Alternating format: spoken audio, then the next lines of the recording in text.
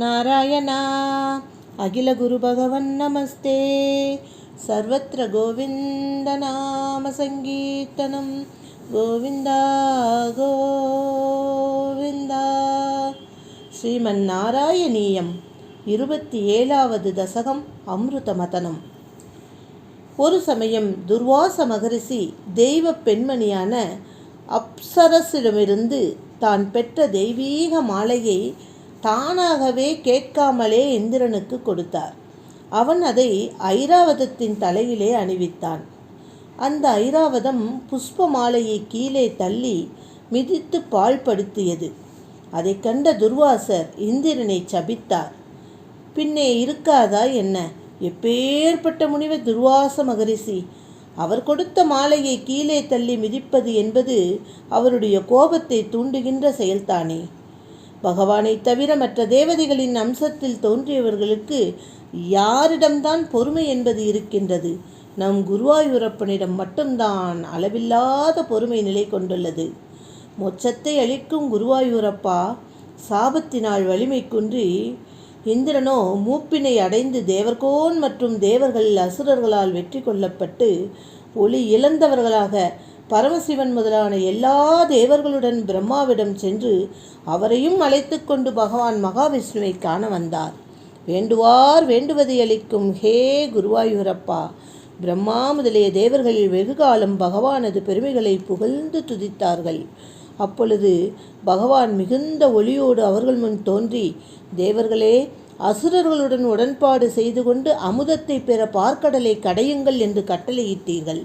தேவர்கள் அனைவரும் அசுரர்களுடன் சமாதானம் செய்து கொண்டு மிகுந்த செருக்கோடு மந்தரமலையை மத்தாக எடுத்து வரும் வேளையிலே அம்மலை வழியிலேயே நழுவி கீழே விழவே பகவான் குருவாயூரப்பனோ அம்மலையை புல்லரசனான கருடன் மேல் ஒரு இலந்தை பழத்தைப் போல எப்படி புல்லரசனான கருடனின் மேலே அம்மலையை ஒரு இலந்தை பழத்தைப் போல எளிதாக எடுத்து வைத்து பார்க்கடலில் கொண்டு போய் வைத்தார். பிறகு தேவர்களும் அசுரர்களும் வாசுகி எனும் நாகராஜனை கடைவதற்கு கயிறாக கொண்டு சகலவிதமான மூலிகைகளையும் பார்க்கடலில் இட்டு கடையத் தொடங்கினர். அப்பொழுது பகவான் சூழ்ச்சி செய்து அசுரர்களை பாம்பின் வாய்ப்பக்கம் இருக்கும்படி செய்தார். இவ்வாறு திருப்பார்கடல் கடையப்பட்ட பொழுது அந்த பார்க்கடலிலே சுழலுகின்ற மலை பெரும் பாரத்தினால் மூழ்கியது.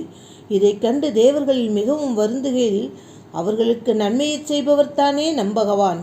உறுதியான முதுகு ஓடையுடைய ஆமையின் திருவுருவை எடுத்துக்கொண்டு எங்கும் பரவி நிற்கும் விஷ்ணுவே, வஜ்ராயுதத்தை காட்டிலும் மிக உறுதியான முதுகு ஓட்டுடன் 1,00,000 யோஜனை பறந்ததுமான அந்த உடலுடன் பார்க்கடலுக்கு அடியிலே மூழ்கி ஆழ்ந்து போயிருந்த பெருமலையை மேலே தூக்கி கொண்டு வந்தார்.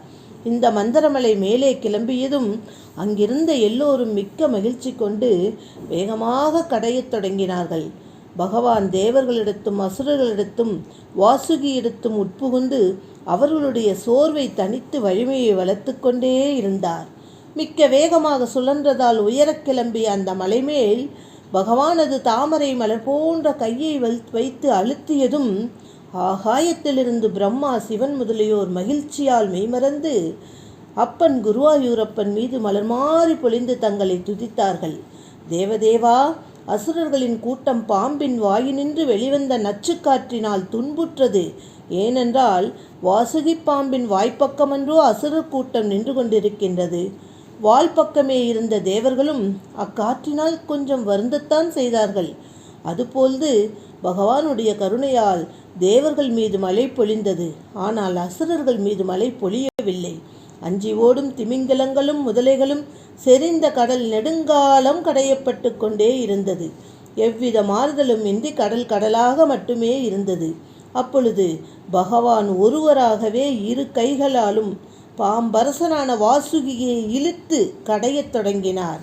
அங்கனம் விளங்குகின்ற குருவாயூரப்பா, பிணிகளிலிருந்து என்னையும் காத்திருள வேண்டும் என்று வேண்டிக்கொண்டு நாராயண பட்டத்ரி இந்த அற்புதமான தசகத்தை, பார்க்கடலை அமிர்த மதனம் என்ற இந்த அழகான தசகத்தை நமக்கு எடுத்து எம்பி முடிக்கின்றார். ராதே கிருஷ்ணா.